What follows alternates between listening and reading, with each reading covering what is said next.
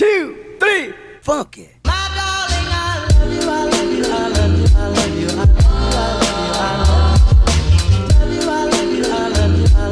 Hi, I'm Caramel. Welcome back to my channel. So today I came up with this look and I'm actually very proud of it. Shout out to my friend Rob for giving me some encouragement. I painted my face like this today, so if you want to know how to paint your face like this, then you should keep watching. Also, did you notice the new setup? Like, did you notice? Like, it's not a setup at all. I just like, I don't know. I'm not really feeling that TV background anymore. Like, I don't know. I just feel like the TV background was draining my energy and I was feeling boring and I was not liking any of my videos, so we had to make a change, sister. I think it's cool and all, but I feel like it drains my energy, so.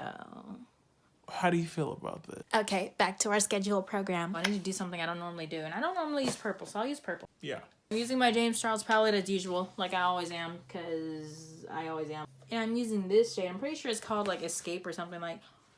It's called Escape, girl. I was right. And as always, we just pack it on first. Today's video is sponsored by my friend Eden because she bought me this highlighter for Christmas and it's like compact and comes with a mirror and whatnot, so blend that up. Now I'm gonna grab, love that. Oh! Putting that right where my crease would be if I didn't have such bad eyelids. I know the struggle. Alright, we're gonna add some pizzazz to this look, okay? I wanna be extra effort. One of my favorite shades is like this blue. Like, look how pretty it is. It's called Playground. Ooh, girl. I'm just packing that on to the outer corner and winging it out. And do the same thing on this eye, hopefully. And going into Social Blade, and I'm still using the same brush because we got limited brushes on this thing. That same brush going in with Social Blade and using that to blur out Playground towards the edges.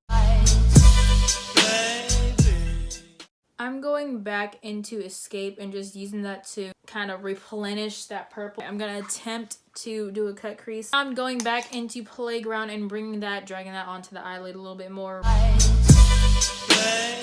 Using the same brush, I'm gonna go into not Escape, but the one next to it called Single, and put that right in front of Playground. Okay, I don't know about you, but I'm proud of me. Coming back to eyes, I'm gonna use this shade Ring Light right there. Ain't she cute? And place that in my inner corner and kind of bring it onto my lid as well.